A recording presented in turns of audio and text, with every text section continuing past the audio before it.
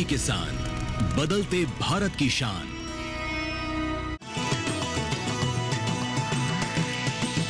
DD किसान, बदलते भारत की शान।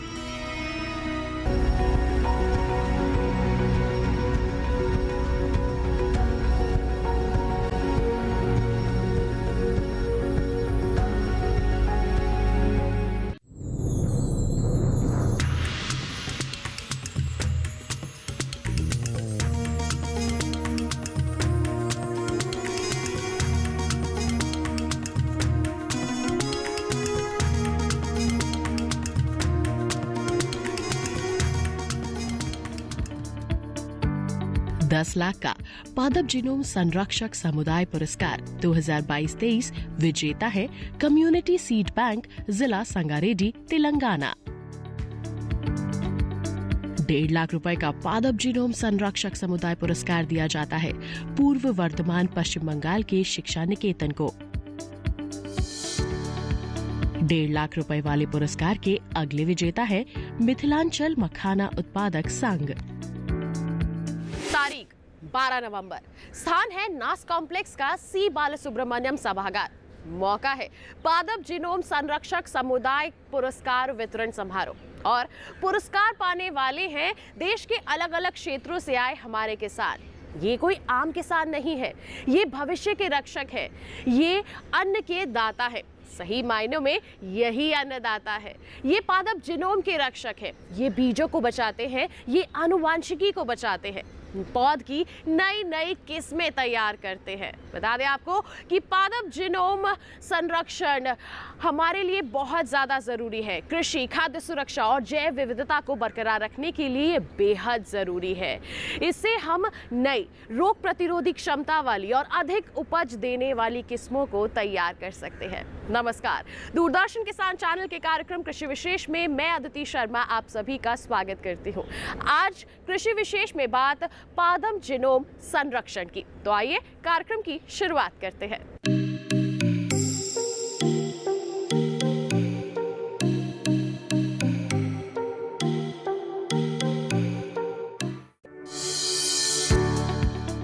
बढ़ती हुई जनसंख्या के साथ ही हमारी खाद्य जरूरतें बढ़ रही हैं। इन जरूरतों को पूरा करने में बीजों का योगदान बहुत ही महत्वपूर्ण है।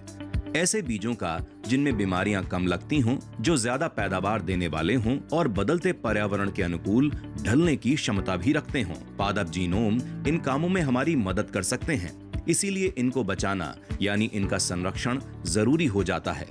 बहुत से किसान इस काम में लगे हैं।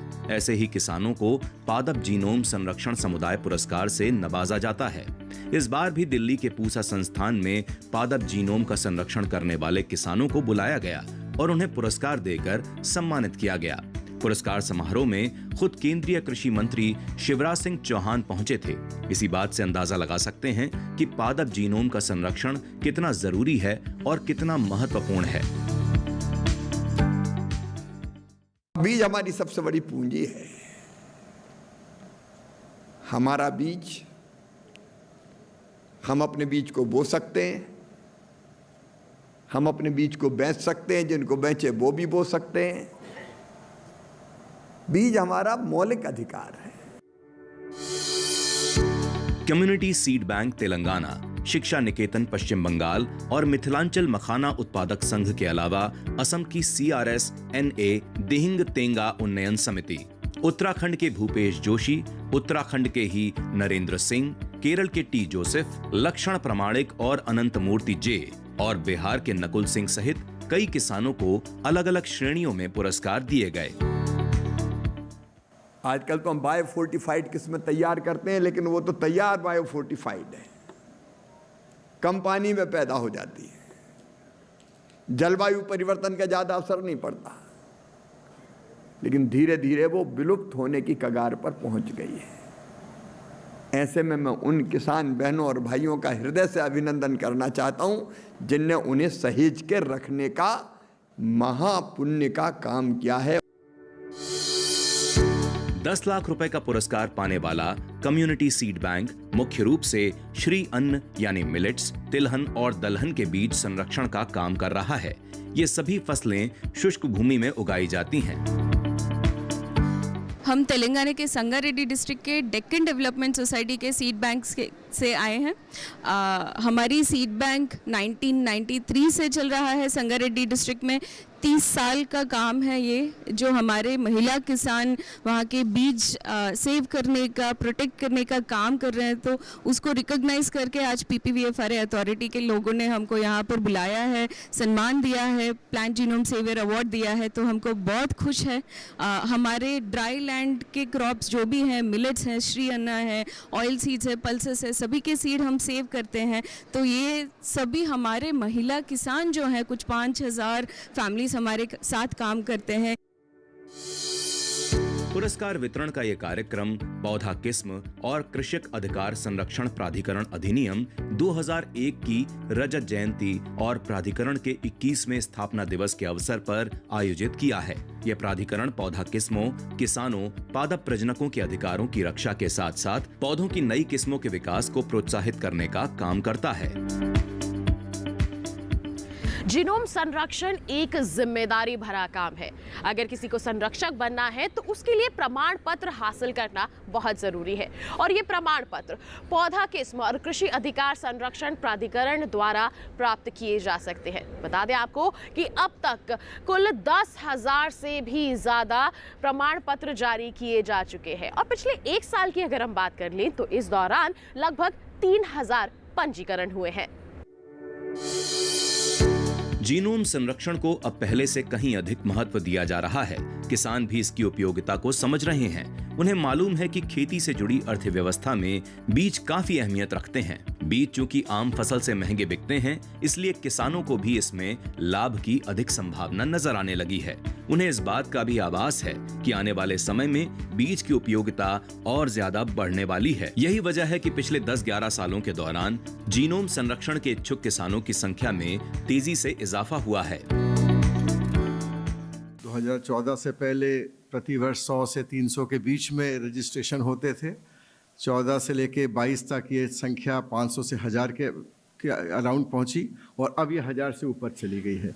जैसा सबको मालूम है कि बीज एक महत्वपूर्ण योगदान देता है देश की कृषि की अर्थव्यवस्था में, और बीज मुख्य रूप से 2 कारणों से विकसित किए जाते हैं। एक तो प्रोडक्टिविटी बढ़ाना, यानी कि उत्पादकता बढ़ाना, और दूसरा है बायोडाइवर्सिटी कंजर्व करके विशेष बीज ऐसे जिसमें उसका जो उसकी या तो एरोमा अच्छी है या उसके अंदर ऐसे विशिष्ट तत्व हैं, पोषक तत्व हैं, जिसकी वजह से बेहतर मार्केट हो। और इस तरह के बीज जो होते हैं, जो ट्रेडिशनल वैरायटीज़ होते हैं, ज़्यादातर किसानों के पास होते हैं। तो हमको संरक्षण ना केवल साइंटिस्ट द्वारा उत्पादित बीज का करना है जिससे वो IPR प्रोटेक्टेड रहे, कोई और उसको ना ले जा पाए, बल्कि हमें जो हमारे किसान भाइयों और बहनों द्वारा जो बीज संरक्षित किया जाता है, ट्रेडिशनल वैरायटीज चली आ रही है, हम सब जानते हैं। इस तरह की पूरे देश में, दक्षिण में हो चाहे पश्चिम में हो, पूर्वांचल में हो या नॉर्थ ईस्ट में हो, ऐसी बहुत वैरायटीज़ हैं जिसको संरक्षित करना इसलिए भी आवश्यक है कि वहाँ के किसानों को इससे उसको प्रचार कर सके, एक्सपेंड कर सके, और कोई विश्व में कोई व्यक्ति कमर्शियल एंगल से उसका जीन लेके अपनी तरफ से वो प्रॉफिट ना ले सके। और इसके लिए ज़रूरी है कि वो ये संगठन को और मजबूत करके हम ग्रास रूट लेवल तक पहुँचाएँ।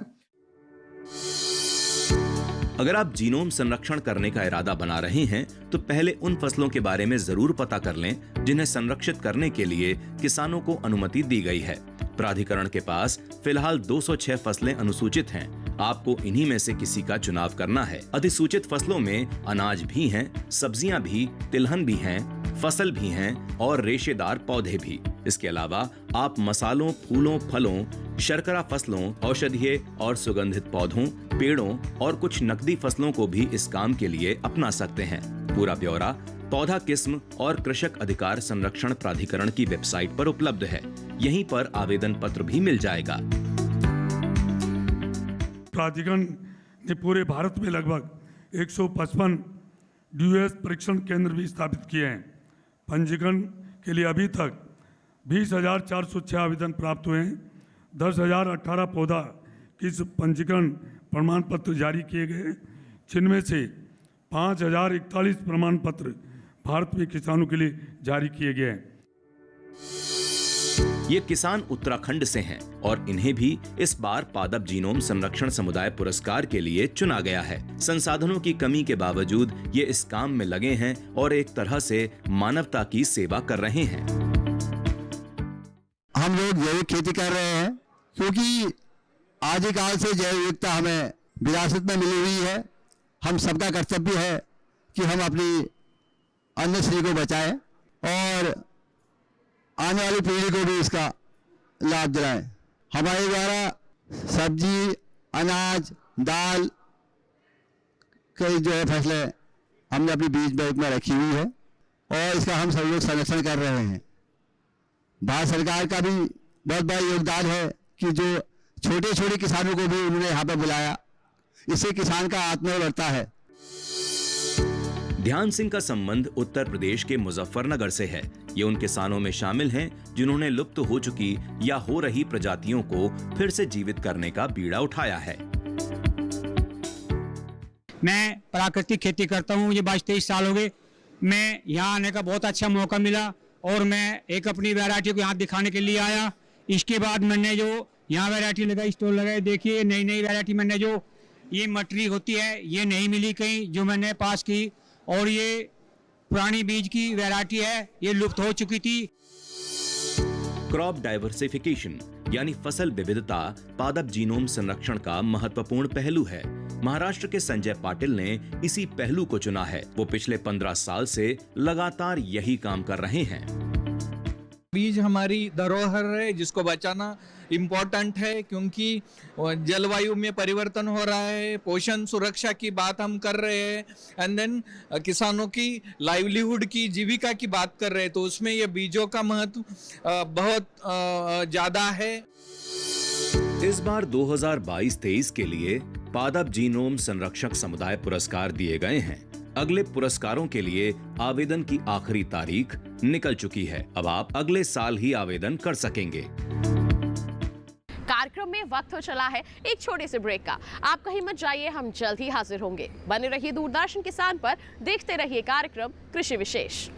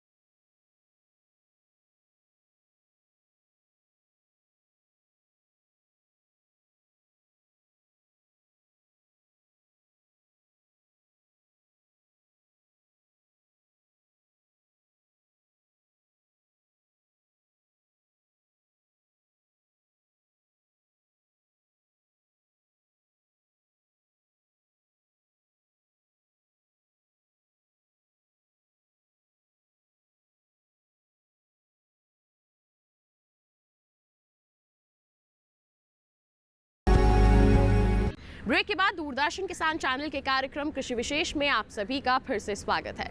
हम सभी जानते हैं कि मार्केटिंग के क्षेत्र की अगर हम बात करते हैं तो पहले हमारे किसानों की जो स्थिति है वो इतनी मजबूत नहीं थी, लेकिन फिर सरकार द्वारा कानून लाया गया और हमारे किसानों को सशक्त बनाया गया। बता दें आपको, हमारे किसान अपने द्वारा उगाए गए बीजों का भरपूर लाभ उठा पा रहे हैं, आर्थिक रूप से उनको मदद मिल रही है और साथ ही साथ ये भी स्पष्ट हो गया है कि कोई तीसरा पक्ष उनका आर्थिक शोषण नहीं कर सकता है। पौधा किस्म उत्कर्षण अधिकार संरक्षण अधिनियम 2001 यही वो कानून है जिसने किसानों को बीज पैदा करने, उन्हें दोबारा बोने, उनका संरक्षण करने और उनको बेचने का अधिकार दिया है। जरा सोचिए, अगर किसानों को बीज उत्पादन की अनुमति नहीं होती या उत्पादन के बाद उसे बेचने की इजाजत नहीं होती तो क्या होता? बाजार की बड़ी मछलियां इन छोटी मछलियों को कब का निगल गई होती। लेकिन अब किसानों के पास कानून के रूप में एक सुरक्षा कवच है जिसमें उन्हें कॉर्पोरेट ब्रीडरों के बराबर का दर्जा दिया गया है। हमारे समाज में किसान को अक्सर कम पढ़ा लिखा और कम ज्ञान वाला समझा जाता है, जबकि सच्चाई ये है कि खेती बाड़ी के मामले में किसानों की सोच और जानकारी एकदम वैज्ञानिक है। इस बात को खुद वैज्ञानिक भी मानते हैं। हाँ, वो आर्थिक रूप से थोड़े कमजोर हैं। इसी कमजोरी को देखते हुए उन्हें कानूनी संरक्षण दिया गया है। इस कानून के अनुसार राष्ट्रीय जीन निधि का उपयोग किसानों को किस्मों को बचाने के लिए आदिवासी और ग्रामीण समुदाय को सहायता प्रस्तुत करने के लिए किया जाएगा। इस कानून में पुरस्कार की स्थापना की गई है। इस प्रकार पुरस्कार में कृषक समुदाय को 10 लाख रुपए, कृषक सम्मान में 1.5 लाख और कृषक मान्यता में 1 लाख रुपए नगद, प्रशस्ति पत्र और स्मृति चिन्ह दिए जा रहे हैं। पुरस्कार विजेताओं का चयन एक उच्च स्तरीय राष्ट्रीय समिति द्वारा किया जाता है। भारत में हजारों सालों से खेती हो रही है और किसान सदियों से बीज संरक्षण करते आ रहे हैं। उनके पास पीढ़ियों से चला आ रहा ज्ञान है। फिर बीज कंपनियां बननी शुरू हुई तो किसानों के बीज अधिकारों पर खतरा मंडराने लगा। पौधा किस्म उत्कर्षण अधिकार संरक्षण अधिनियम 2001 इसी खतरे से बचाने का काम कर रहा है। पुराने किसान भाई जो अपना बीज रखते थे और उससे जो आगे बढ़ने का काम करते थे, अब वैज्ञानिक भाई भी कृषि विभाग के लोग कर रहे हैं। लेकिन जो पुराने किसान हैं जो संरक्षण करते हैं बीज का, उनको भी उन्हें सम्मानित करना चाहिए।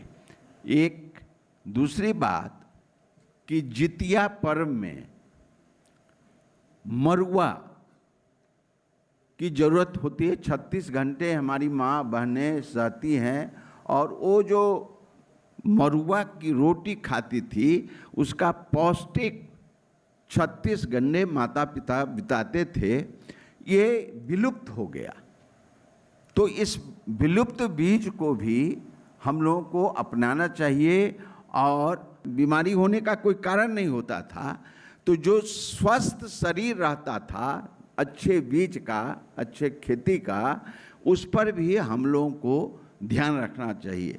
माननीय प्रधानमंत्री जी ने जो कृषि के बारे में अपनी उपलब्धियां बताई हैं और उसको प्राकृतिक खेती पर जो जोर दिया है, उस पर हम आपके माध्यम से ये कहना चाहते हैं कि इसको लगातार बढ़ोतरी की दिशा में काम करना चाहिए वैज्ञानिक भाइयों को, कि प्राकृतिक खेती जब जमीन स्वस्थ रहेगा तो शरीर भी स्वस्थ रहेगा। भारत दुनिया का पहला देश है जिसने कानून बनाकर किस्मों को संरक्षित करने का काम किया है और किसानों के अधिकारों की रक्षा की है।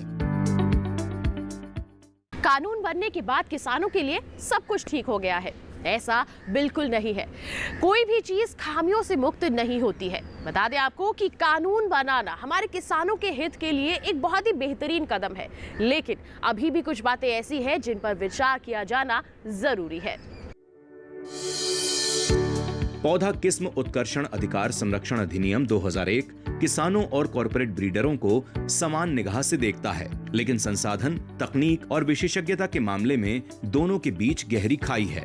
यही खाई किसानों को कॉर्पोरेट ब्रीडरों के सामने कमजोर बना रही है और वे जीनोम संरक्षण की प्रक्रिया में पीछे रह जाते हैं। कृषि मंत्री शिवराज सिंह चौहान ने खुद इस बात को स्वीकार किया है और इस पर विचार किए जाने की बात कही है।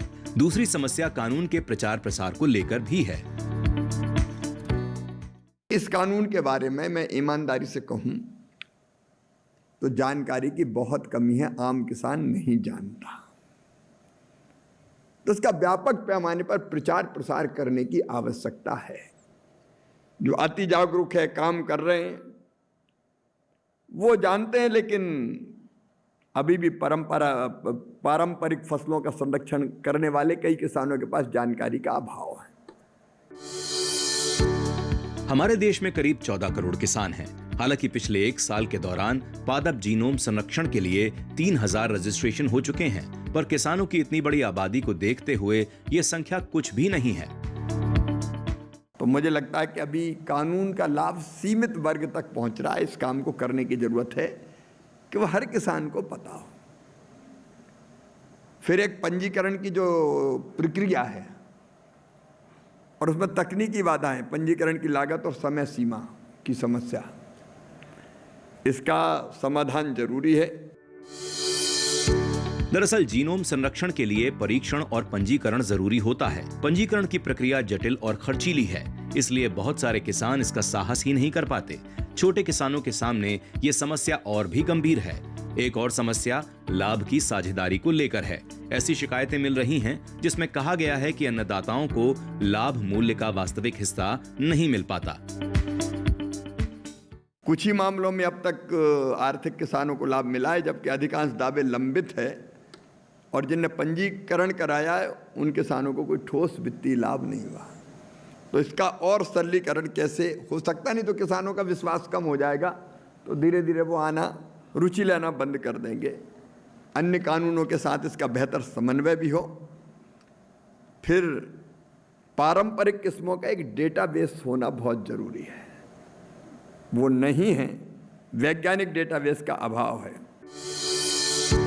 कई विशेषज्ञ दूसरे सुझाव भी देते हैं। उनका मानना है कि पौधा किस्म और कृषक अधिकार संरक्षण प्राधिकरण ने माइक्रोब्स की अहमियत को अभी तक पूरी तरह स्वीकार नहीं किया है, इसलिए वो अब भी प्राधिकरण के दायरे से बाहर हैं।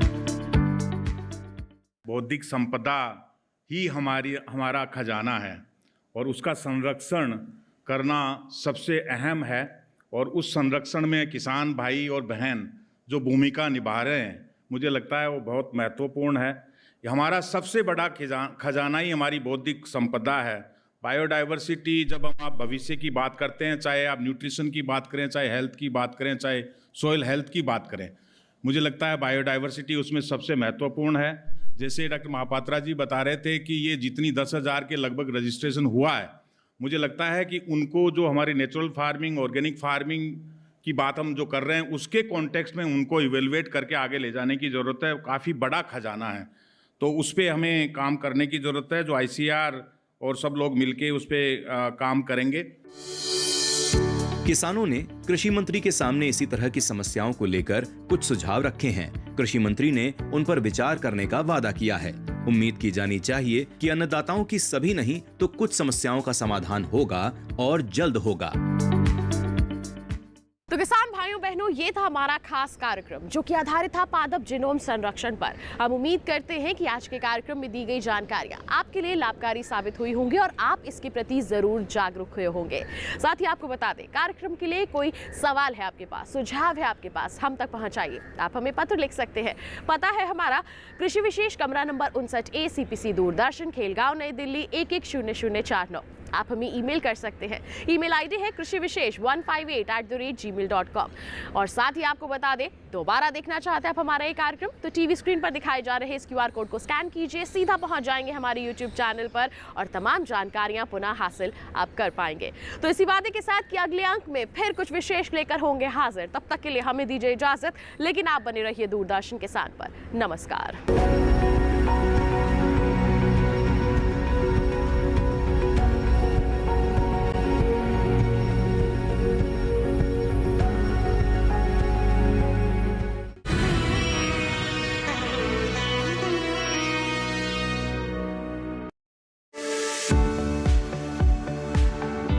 ऐसी कमोडिटी की जिससे आपकी आय के अंदर में इजाफा होने के बहुत चांसेस हों।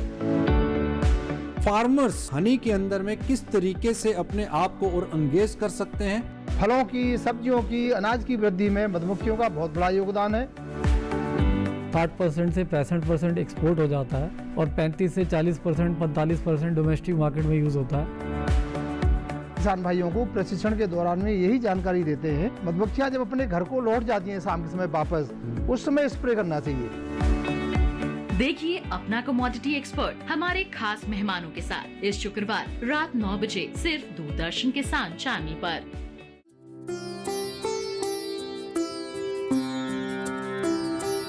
किसान दोस्तों, ये है कैमोमाइल का औषधीय पौधा। दुनिया के कई देशों में इसकी खेती होती है और अपने देश में उत्तराखंड के अलावा कुछ अन्य राज्यों के किसान दोस्तों ने इसकी खेती शुरू कर दी है। कैमोमाइल की लाजवाब खुशबू और दिमाग को आराम देने का गुण इस औषधीय पौधे को बहुत ही खास बना देता है। कैमोमाइल एक ऐसा औषधीय पौधा है जिसका जिक्र कई प्राचीनतम संस्कृतियों में है। प्राचीन मिस्र, यूनान, यूरोपीय देशों से लेकर बौद्ध भिक्षुओं तक इस कैमोमाइल औषधीय पौधे के गुणों के आगे नतमस्तक रहे हैं और इसे ईश्वर का वरदान मानते आए हैं। किसान दोस्तों, कैमोमाइल की खेती की बात करते हैं। अगर कहीं ऐसी जमीन है जिसमें पानी का ठहराव नहीं है और पारंपरिक फसल आप नहीं उगा पा रहे हैं, तो वहां भी कैमोमाइल की खेती कर सकते हैं। अगर आप अपने उपजाऊ जमीन पर कैमोमाइल औषधीय पौधे की खेती करने की सोच रहे हैं, तो जाहिर है कि लाभ भी उतना ही मिलेगा। कैमोमाइल की खेती के लिए देसी खाद जैसे गोबर एवं अन्य ऑर्गेनिक चीजों से बने खाद को मिट्टी में मिलाकर जुताई करनी चाहिए।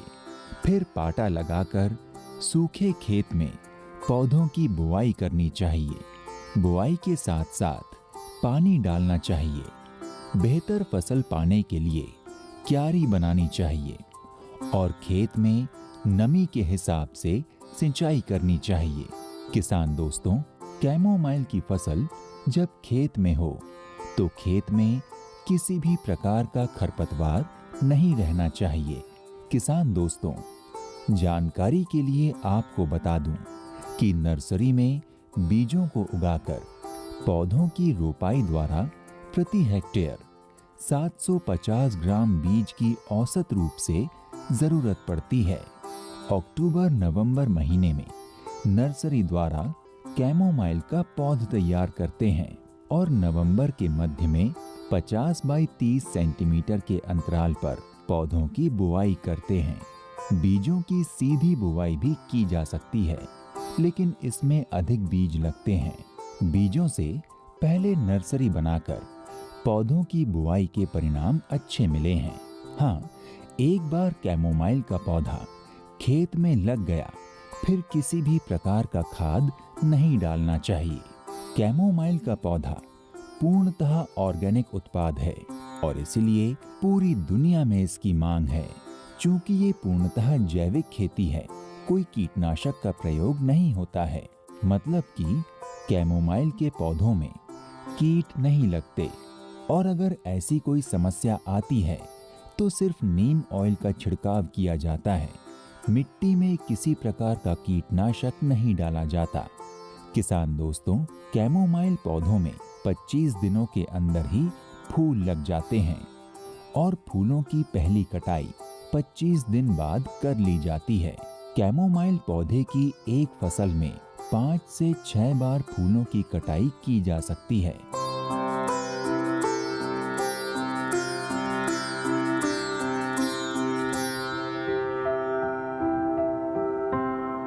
मैं नहीं रहूंगा यहाँ। सुन लीजिए आप लोग, मैं नहीं रहूंगा यहाँ। प्लीज मेरे लिए एक पैकेट सिगरेट और उसके लिए एक शराब की बोतल लेके आइए। मैं आपको मालामाल कर दूंगा इन 30 दिनों के बाद। आपको ये वॉचमैन की नौकरी नहीं करनी पड़ेगी। इतना पैसा दूंगा मैं आपको।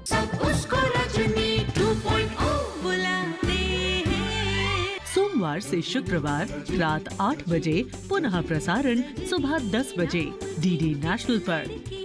मरियाना ट्रेंच के पास मरीन आउटपोस्ट से हमारा कांटेक्ट छूट चुका है, तो तुम इस इलाके में उन लोगों के साथ जाओगे जिन्हें खास इस मिशन के लिए तैयार किया गया। क्या इन लोगों को पता है कि एक सुसाइड मिशन है?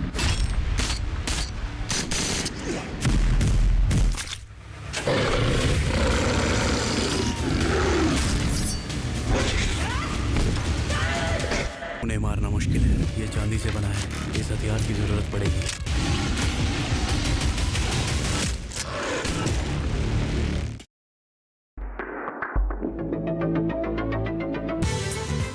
जर्मनी के शहर ब्रेमेन में हीटिंग के लिए नदी से सीधे लिया जा रहा है पानी। मंथन प्रत्येक शनिवार प्रातः 9 बजे डीडी नेशनल पर।